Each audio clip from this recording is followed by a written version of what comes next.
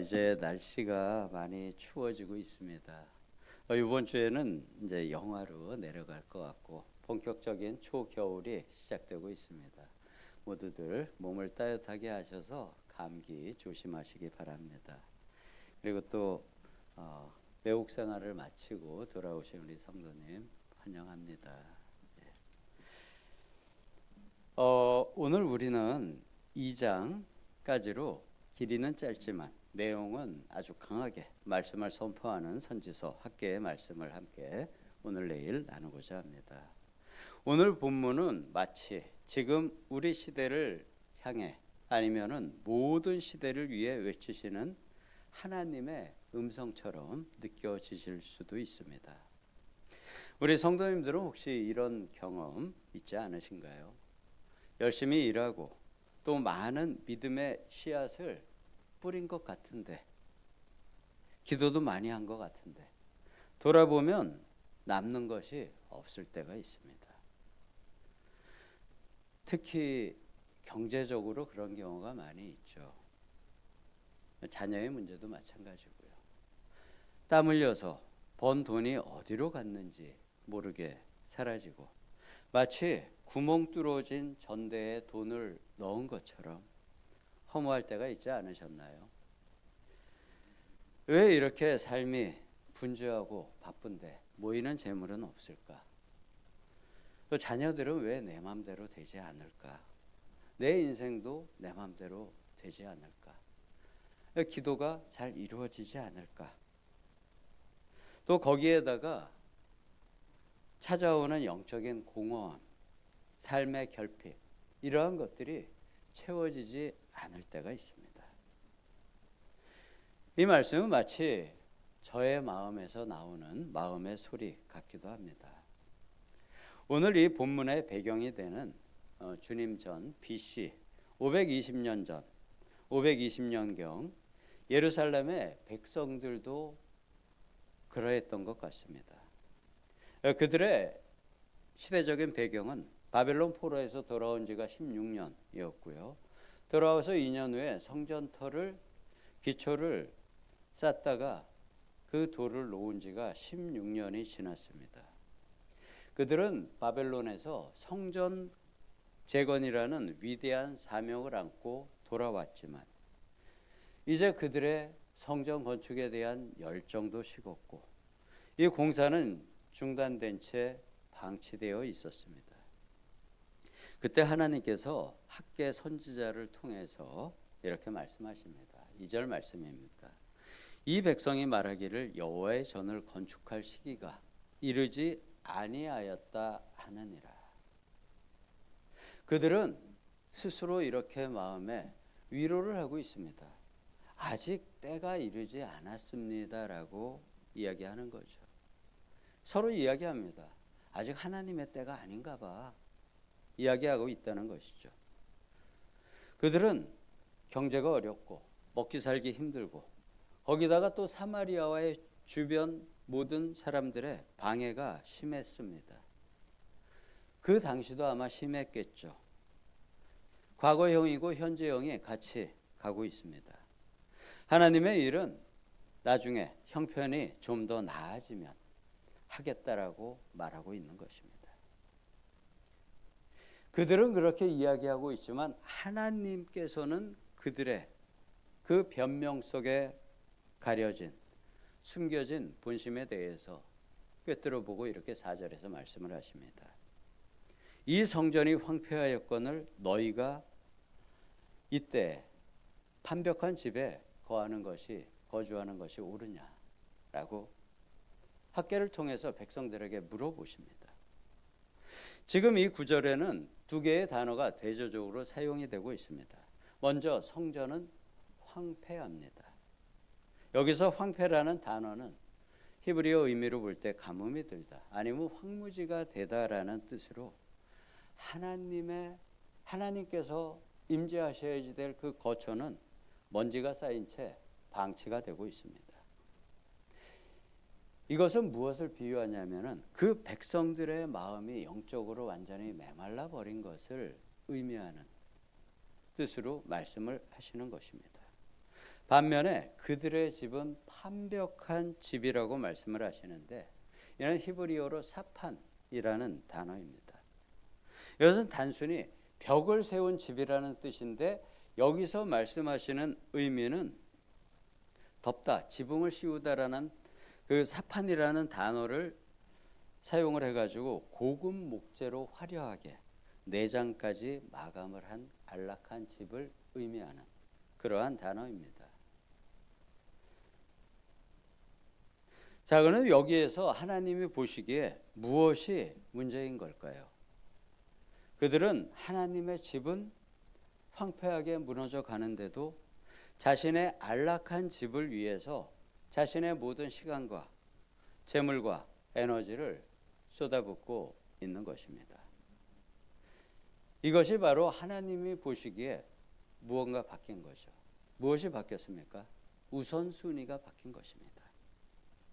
하나님은 그들의 삶이 왜 구멍 뚫린 전대가 되었는지를 그 이유를 9절에서 이렇게 말씀하십니다. 내 집은 황폐하였을 때 너희는 각각 자기의 집을 짓기 위하여 빨랐음이라. 여기서 빠르다는 단어는 달린다는 의미입니다. 달려간다는 것이죠.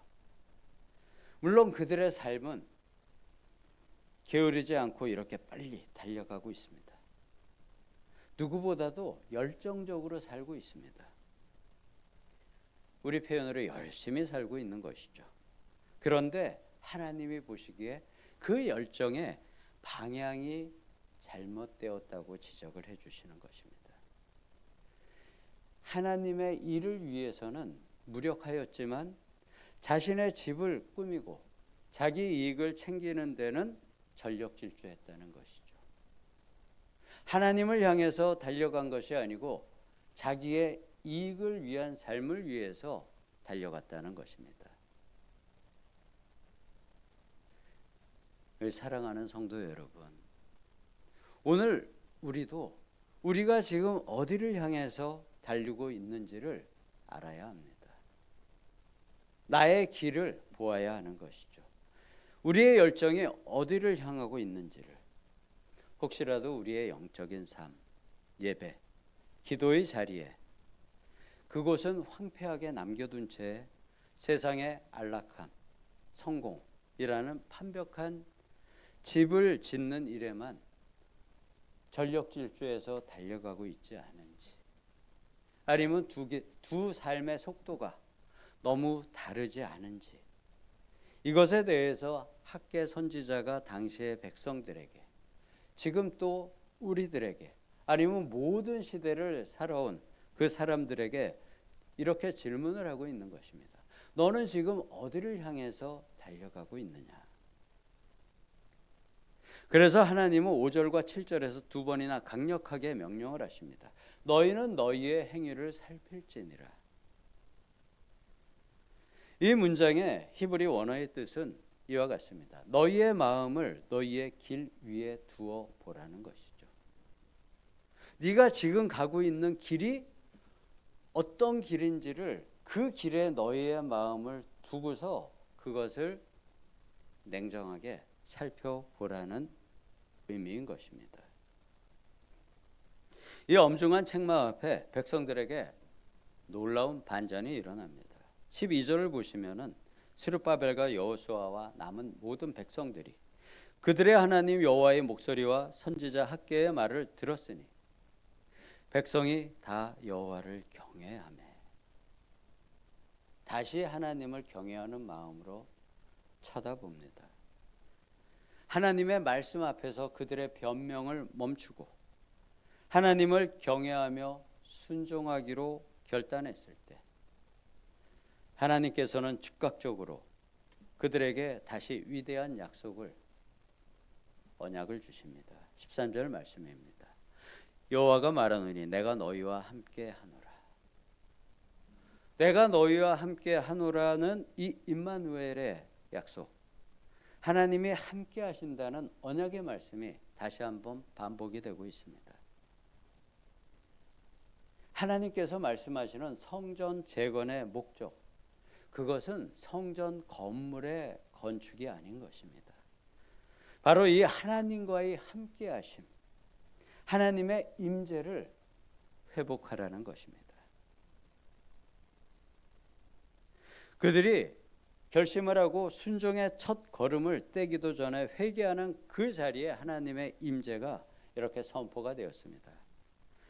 그래서 14절에 하나님의 주권적인 역사가 임하게 됩니다. 여호와께서 마음을 감동시키시매 그들의 영을 깨우시는 것입니다.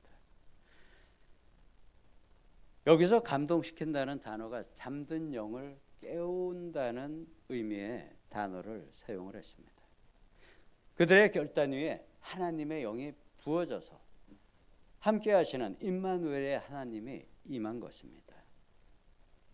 그들은 때가 아니라고 변명을 했지만 핑계를 대는 그들 앞에 불과 24일 만에 15절에서는 모두 일어나 성전 공사를 다시 시작을 했습니다.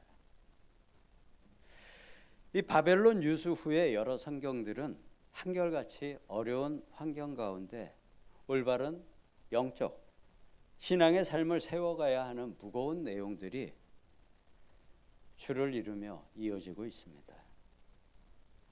하지만 이 말씀에 비추어서 저의 삶을 봤을 때 제가 겪어온 제 삶의 경험도 그 말씀들과 비슷합니다.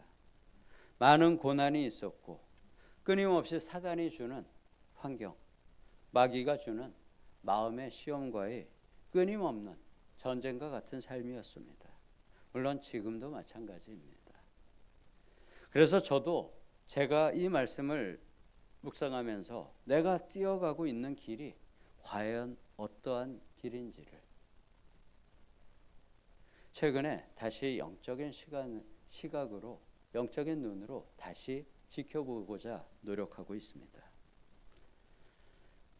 사랑하는 우리 성도 여러분, 우리의 삶이 공허하고 구멍 뚫어진 전대처럼 느껴질 때 해결책은 더 열심히 달려가는 것만이 아닐 수도 있습니다.